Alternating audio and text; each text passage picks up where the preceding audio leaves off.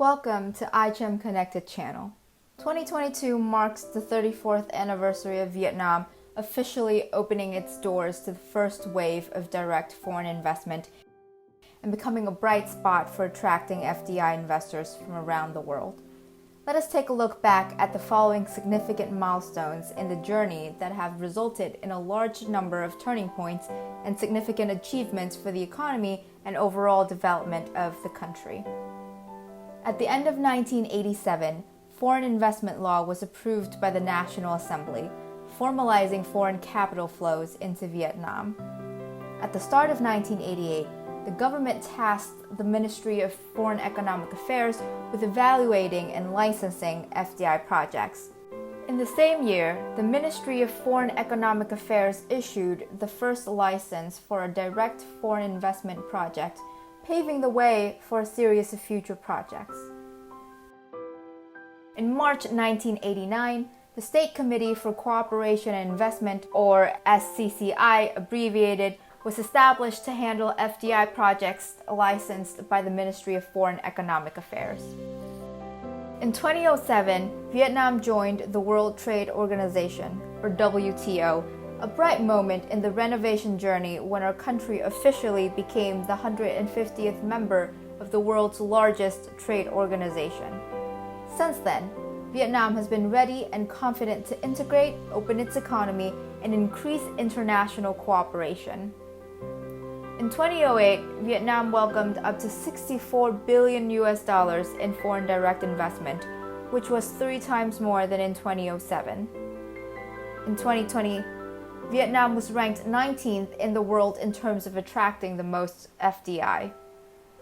During the COVID-19 pandemic in 2021, the government of Vietnam was determined to fight the pandemic with timely measures and issued resolutions 105 NQCP and 128 NQCP, which promote economic development and help the FDI business community remain confident.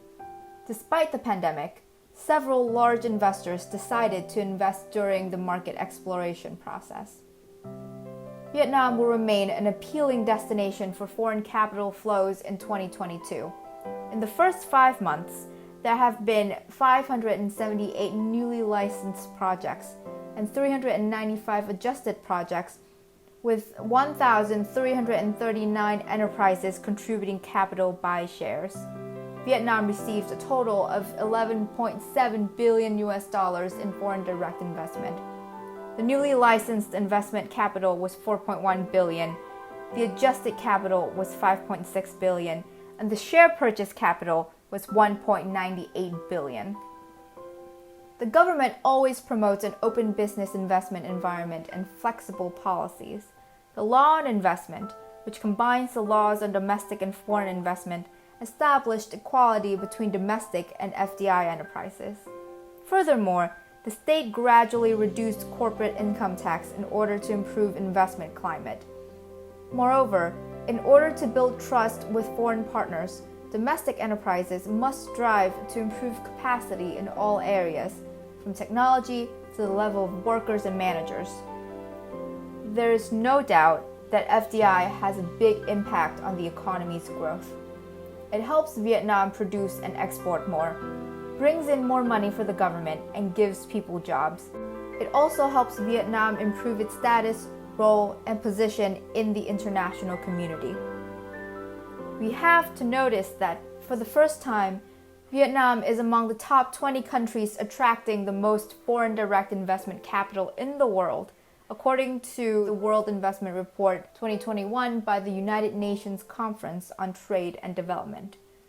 In 2020, Vietnam ranked 19th globally as an FDI host country with $16 billion in investment capital, up 5 places compared with 2019.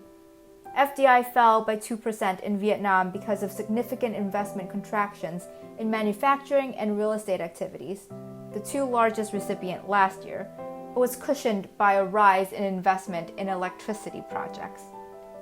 Inflows from major Asian countries, for example China, Hong Kong, Japan, Republic of Korea, which have traditionally been the largest sources of FDI to Vietnam, declined. the decline is much lower than in other countries. FDI in Southeast Asia, normally an engine of growth for global FDI, contracted by 25% to $136 billion, with declines in investment in all the largest recipients, including Singapore, negative 21%, Indonesia, negative 22%, and Vietnam, negative 2%. The newly signed Regional Comprehensive Economic Partnership, or RCEP for short, became one of the largest FDI recipient groups. The report says that the COVID-19 crisis caused a dramatic fall in FDI in 2020. Global FDI flows dropped by 35% to $1 trillion from $1.5 trillion in 2019. This is almost 20% below the 2009 trial after the global financial crisis.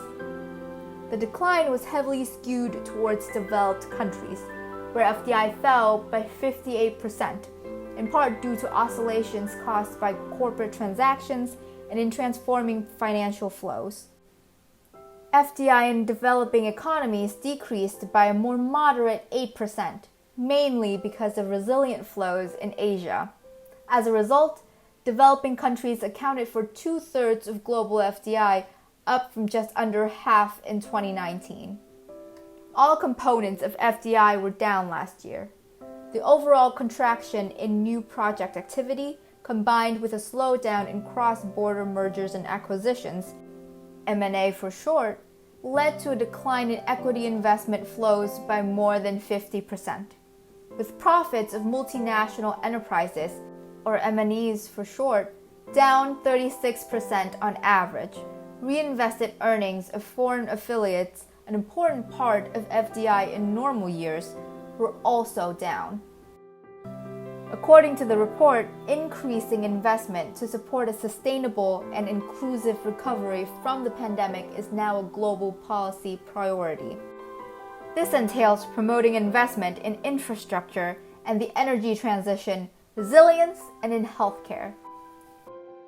And right now, Vietnam shows many positive signs of recovery after the pandemic. So if you have a plan for developing new business in the potential market in Southeast Asia, especially in Vietnam, let's consider this time.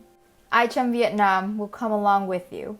Feel free to contact us via the email in the video description, and don't forget to subscribe to our channel for new videos about Vietnam and Italy. Grazie, and hẹn gặp lại.